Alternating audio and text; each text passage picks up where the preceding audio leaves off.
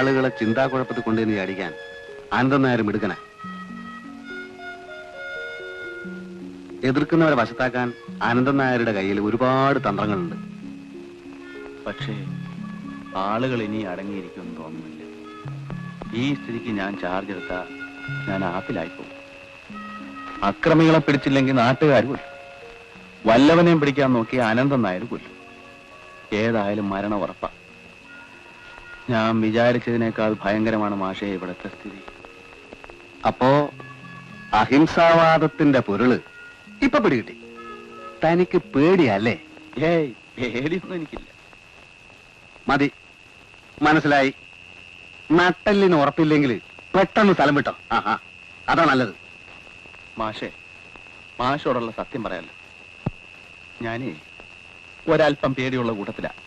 എന്താ ഇപ്പൊ ചെയ്യാ?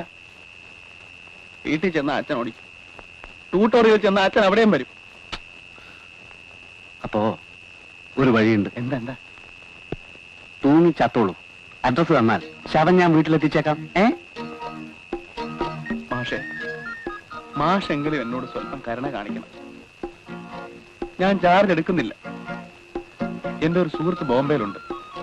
എന്തെങ്കിലും ഒരു ജോലി കിട്ടുമെന്ന് ഞാൻ അവനോട് എഴുതി ചോദിച്ചു നോക്കട്ടെ. അതുവരെ മാത്രം മാഷ് എന്നെ ഇവിടെ നിറക്കി വിടരുത്. പെണ്ണുങ്ങളെ പോലെ കിണുങ്ങാതെ. സബ് ഇൻസ്പെക്ടറാണ് വന്നേക്കുന്നത്.